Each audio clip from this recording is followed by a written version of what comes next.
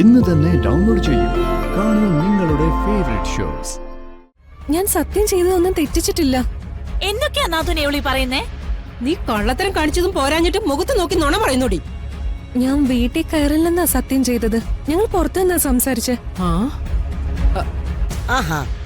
സംശയം ഉണ്ടെങ്കിൽ അഷിതയെ വിളിച്ച് ചോദിച്ചോ. നിങ്ങൾ പൊക്കോ, ഞാൻ അവിടെ നിന്നോളാം. ഞാനും നിക്കാം. എന്തിനാ അമ്മ വെറുതെ നിൽക്കുന്നത്? രാത്രി എന്തെങ്കിലും ആവശ്യം വന്നാ ഇവിടെ ഒരാളും മതി. വെറുതെ ഉറങ്ങാതിരുന്ന അസുഖം ഒന്നും വരുത്തി വെക്കണ്ട.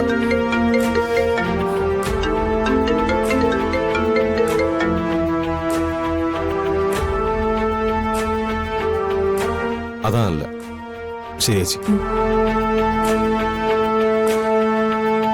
ചേച്ചി, അമ്മയുടെയും ചെറിയച്ഛൻ്റെ കൂടെയും ചേച്ചിയും പൊയ്ക്കോളൂ. ഞാനിവിടെ നിക്കാം പൃഥ്വി. ധുനിമോള് ചേച്ചിയെ കാണാതെ വിഷമിക്കും. അത് ശരിയാ. പൂർണിമയെ കണ്ടില്ലെങ്കിൽ അവള് കിടന്ന് വഴക്കുണ്ടാക്കും. എന്നാ ശരി, ഞാനും വരാം. എന്തേലും ആവശ്യം വന്നാ വിളിച്ചാൽ മതി. ഞാൻ വിളിച്ചോളാം. വാ.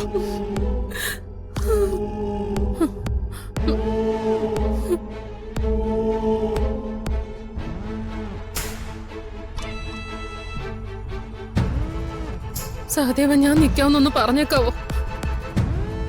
അമ്മ പൊയ്ക്കോ, ഞാനിവിടെ ഉണ്ടല്ലോ. അമ്മ പൊയ്ക്കോളൂ.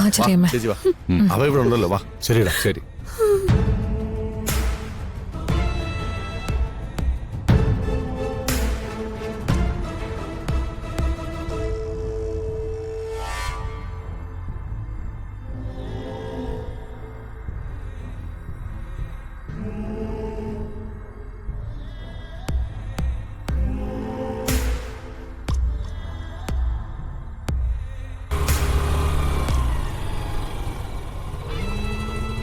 ആ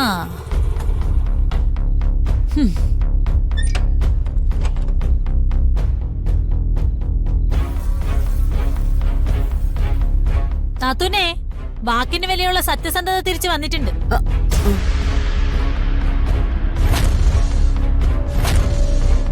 നിന്നോട് അഷിതയുടെ വീട്ടിലേക്ക് പോകരുതെന്ന് പറഞ്ഞല്ലേടി. പിന്നെ നീ എന്തിനാ വീണ്ടും അങ്ങോട്ട് പോയത്? പൂർണിമേച്ചി പറഞ്ഞിട്ടാ ഞങ്ങൾ പോയത്. നിന്നോട് ആരെങ്കിലും അത് ചോദിച്ചോ? നീ അകത്തേക്ക് പോ.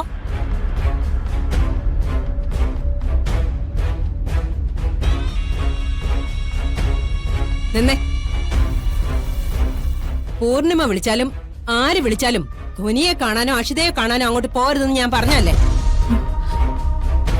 എന്തിനാ വസുമതി അവളുടെ മേലെ ചാടിക്കടിക്കുന്നേ? അവളിപ്പോ വന്നതല്ലേ ഉള്ളൂ. ഇവര് രണ്ടുപേരും കൂടെ പിന്നെ ഇന്ദ്രപ്രസ്ഥത്തിൽ പോയി. ഓ, ഇവളിനി ആ വീട്ടിൽ കയറില്ലെന്ന് സത്യം ചെയ്തല്ലേ. പൂർണിമ ചേച്ചി ഒരുപാട് നിർബന്ധിച്ചുകൊണ്ടും ചില കാര്യങ്ങൾ പറയാനുണ്ടെന്ന് പറഞ്ഞതുകൊണ്ടുവാ ഞങ്ങളിവിടെ പോയത്. നിന്നോട് പോകാനല്ലേ പറഞ്ഞത്? പിന്നെ എന്തിനാ നീ അവക്ക് വേണ്ടിട്ട് വക്കാലത്ത് പറയാൻ ഇവിടെ നിൽക്കുന്നത്? പോടാ, പോ.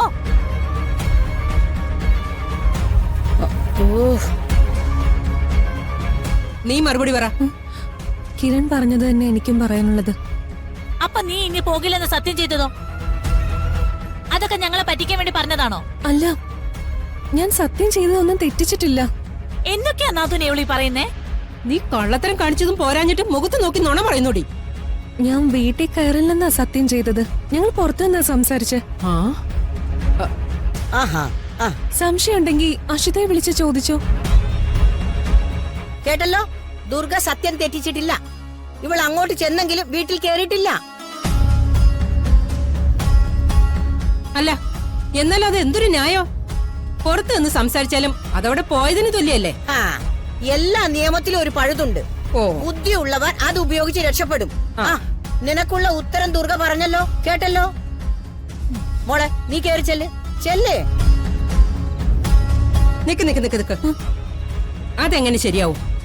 ഇനി നിന്നെ കൊണ്ട് ആ വീടിന്റെ ഗേറ്റിനകത്തോ അല്ല 1/2 കിലോമീറ്റർ ചുറ്റളവിലോ പോകരുതെന്ന് സത്യം ചെയ്യിക്കണം. ഓ, അല്ല, നിനക്കൊന്നും വേറെ പണിയില്ലേ? അവൾക്ക് പോകാൻ തോന്നിയാൽ അവൾ പോകും. അതിനിപ്പോ എന്താ? വേറെങ്ങും അല്ലല്ലോ. ഇവള് പഠിപ്പിക്കുന്ന കുട്ടിയുടെ വീട്ടിലല്ലേ? അവളുടെ അനിയത്തിയെ കെട്ടിച്ചിരിക്കുന്ന വീട്ടിലല്ലേ? ആ ബന്ധം വേണ്ടെന്ന് അഷിത പറഞ്ഞതല്ലേ? അവൾക്ക് വിവരമില്ലാത്ത ദുർഗമോൾ എന്ത് ചെയ്യാനാ? മോള് ചെല്ല്. നീ ഇതൊന്നും കേട്ട് നിൽക്കാതെ മോള് പോയി ഫ്രഷ് ആവ്. ചെല്ല്, ഓ ചെല്ലേ. നിനക്ക് വേറെ വല്ല ജോലി ഉണ്ടെങ്കിൽ പോയി ചെയ്. ഓ, ഇനി ഇവള് ഇന്ദ്രപ്രസ്ഥത്തിൽ പോയാ എന്താ ചെയ്യേണ്ടതെന്ന് എനിക്കറിയാം. വാ ഗിരിജ.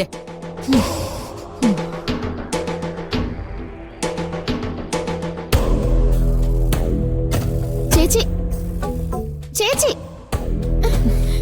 ഇങ്ങോട്ട് വന്നേ. ചേച്ചി ഇങ്ങനെ ഒഴിഞ്ഞു മാറാതെ കാര്യം എന്താന്ന് വെച്ചാ പറ. ഞാനാകെ പേടിച്ചിരിക്കുക. ശരിക്കും അച്ഛൻ എന്താ സംഭവിച്ചേ?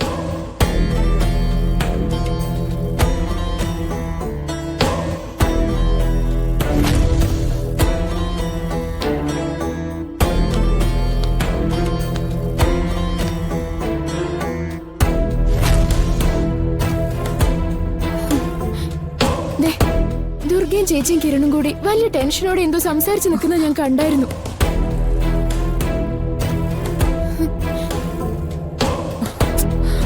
പെട്ടെന്ന് അച്ഛന് വയ്യാതായി എന്നറിഞ്ഞപ്പോ എനിക്കൊന്നും ശരിക്കും മനസ്സിലായ കൂടിയില്ല. ഒരസുഖം വരാൻ അധികം സമയമൊന്നും വേണ്ടല്ലോ. ആർക്കും എപ്പോ വേണേലും അത് സംഭവിക്കാം. പക്ഷെ അഷിത പറഞ്ഞ പോലെ നമുക്കോ നമ്മുടെ പ്രിയപ്പെട്ടവർക്കോ അങ്ങനെ എന്തെങ്കിലുമൊക്കെ സംഭവിക്കുമെന്ന് ഒരിക്കലും നമുക്ക് ചിന്തിക്കാൻ കൂടി കഴിയില്ലല്ലോ.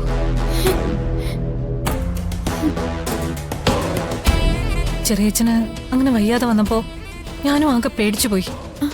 എന്നിട്ട് ഡോക്ടേഴ്സ് ഇപ്പൊ എന്താ പറഞ്ഞത്? 24 hours ഒബ്സർവേഷനില്ല. അത് കഴിഞ്ഞ് പറയാന്ന് പറഞ്ഞു. അപ്പൊ പൃഥ്വി അച്ഛന്റെ അടുത്ത് തന്നെയാണോ? അതെ അതെ. ഞാനും നിക്കാന്ന് കരുതി. പക്ഷെ ധ്വനിമോളുള്ളോണ്ടാ ഞാനിങ്ങോട്ട് വന്നേ. ഉറങ്ങുമ്പോ ഞാൻ അടുത്തില്ലെങ്കിൽ അവൾക്ക് ചിലപ്പോ ടെൻഷനാവും. അതിനിപ്പോ എന്താ ചേച്ചി, പൃഥ്വി അവിടെ ഉണ്ടല്ലോ. അല്ലെങ്കിലും അച്ഛനെ നോക്കാൻ നിൽക്കേണ്ടത് പൃഥ്വിയുടെ കടമയല്ലേ? അതെ. എന്നാലും പൃഥ്വിക്ക് ഇങ്ങനെയൊന്നും ശീലമില്ലല്ലോ. ഇതൊന്നും ശീലിക്കാൻ പറ്റിയ കാര്യമല്ലല്ലോ. പെട്ടെന്ന് നമുക്കൊരു മോശം സാഹചര്യമോ അവസ്ഥയോ വന്നാ അത് മാനേജ് ചെയ്തല്ലേ പറ്റൂ.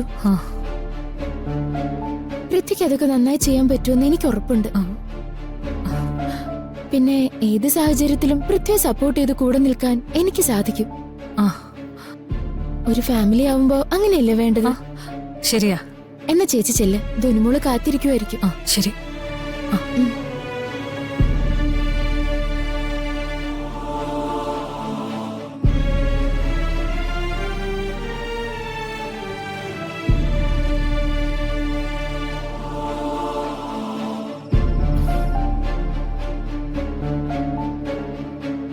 ഞാൻ അപ്പോഴേ പറഞ്ഞതല്ലേ ഇങ്ങനൊന്നും വേണ്ടാന്ന്. ഇതിപ്പോ വെറുതെ ഒരു പ്രശ്നം ഉണ്ടായത് മാത്രം മിച്ചം. സോറി കിരൺ, ഇങ്ങനെയൊക്കെ സംഭവിക്കുമെന്ന് ഞാൻ കരുതിയില്ല. താനെന്തിനാ സോറി പറയുന്നേ? നമ്മളാരും ഉപദ്രവിക്കാൻ വേണ്ടി ചെയ്തതല്ലോ. അയ്യയ്യേ, നിങ്ങളിങ്ങനെ നിരാശരാവേണ്ട കാര്യമൊന്നുമില്ല. ഒരു വഴി അടഞ്ഞ 100 വഴി തുറക്കും. പിന്നെ കിരൺ മോനാണെന്നുള്ള സത്യം എന്തായാലും മഹാദേവ അറിയേണ്ടത് തന്നെയല്ലേ? പതുക്കെ, ആരെങ്കിലും കേൾക്കും. സോറി. കുട്ടേട്ടൻ പറഞ്ഞതൊക്കെ ശരിയാ. ഒരുപക്ഷെ ഇനിയെങ്കിലും കിരണിന് കിട്ടാതെ പോയ അച്ഛന്റെ സ്നേഹം കിട്ടിയാലോ? ഞാൻ എന്റെ ജീവിതത്തിൽ ഒരിക്കൽ പോലും ആഗ്രഹിക്കാത്ത കാര്യം അത്. ഒരിക്കലും അച്ഛൻ എന്നൊരാളുടെ സ്നേഹത്തിന് വേണ്ടിയല്ല ഞാൻ ഇങ്ങനൊരു കാര്യത്തിന് തയ്യാറായത്. എന്റെ മുന്നിൽ നിങ്ങളെപ്പോലെ തന്നെ മേനോനിലേക്ക് എത്തുക എന്ന ലക്ഷ്യം മാത്രമാണ്. എങ്ങനെയെങ്കിലും അവിടെ കയറി പറ്റണമെന്ന് തന്നെയാ ജോർജ് സാറ് പറയുന്നത്.